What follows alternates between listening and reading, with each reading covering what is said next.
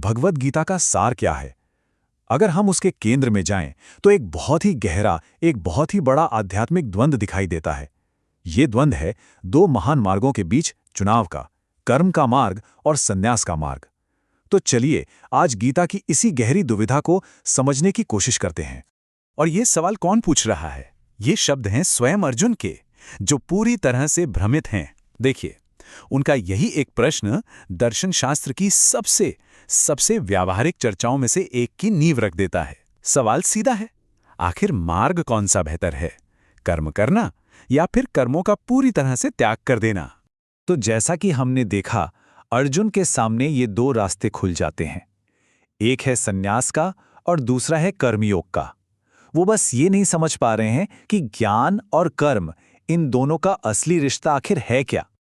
अब इन दोनों मार्गों में ना एक बहुत ही मौलिक अंतर है, इसको समझना जरूरी है। देखिए, कर्म संन्यास का मतलब है संसार की जितनी भी क्रियाएं हैं उनसे पूरी तरह से मुंह मोड़ लेना, विमुख हो जाना। वहीं दूसरी तरफ कर्मयोग कहता है कि नहीं, संसार में ही रहना है, अपने सारे कर्तव्य भी पूरे करने हैं, पर उनसे बिना किसी मोह या आसक्ति के। तो कह सकते हैं कि एक मार्ग पलायन का है, तो दूसरा संसार में रहते हुए भी उससे अछूता रहने की एक कला है। तो अब सवाल आता है कि श्री कृष्ण का इस पर क्या निर्णय था? अर्जुन ने तो अपनी दुविधा बता दी है। अब देखते हैं कि इस सदियों पुरानी दुविधा का समाधान क्या निकलता है। और जानते हैं, कृष्ण का जो पहला उत्तर है वो अपने आप में बहुत गहरा है। वो कहते हैं कि देखो, अगर सही निष्ठा से अपनाया जाए तो दोनों ही मार्ग, चाहे संन्यास हो या कर्मयोग, दोनों ही परम लक्ष्य तक ले जा सकते हैं। हाँ, दोनों से ही मोक्ष संभव है। लेकिन कहानी यहीं खत्म नहीं होती। दोनों मार्गों को सही बताने के बाद भी श्री कृष्ण एक ऐसा निर्णायक भेद बताते हैं ना, जो इस पूरे दर्शन को ही एक नई दिशा दे देता है।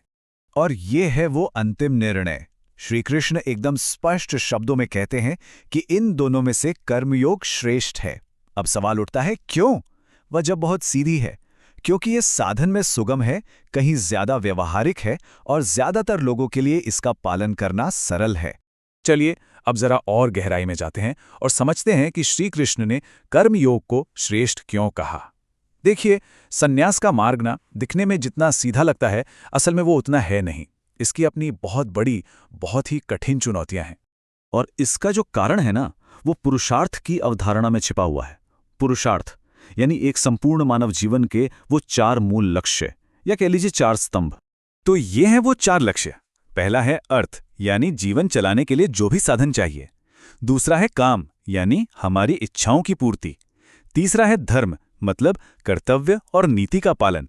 और चौथा और अंतिम लक्ष्य है मोक्ष, यानी परम मुक्ति।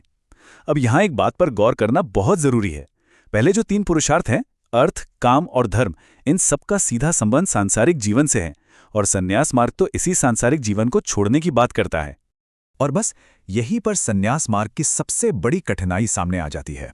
सोचकर देखिए, अगर कोई व्यक्ति संसार तो त्याग दे, लेकिन उसके मन के भीतर अर्थ, काम और धर्म से जुड़ी इच्छाएं अभी भी बाकी रह जाएं, तो फिर क्या होगा? उन इच्छाओं को शुद्ध करने का, उनका शोधन करने का जो एक स्वाभाविक अवसर था, वो तो समाप्त हो गया, और बिना मन के शुद्ध हुए मोक्ष का मार्ग अत्यंत अत्यंत कठिन हो जाता है।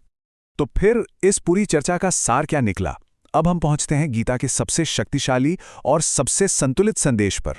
देखिए, गीता जीवन से भागने का, पलायन का ग्रंथ बिल्कुल नहीं है, बल्कि ये तो जीवन को सही ढंग से जीने की कला सिखाती है।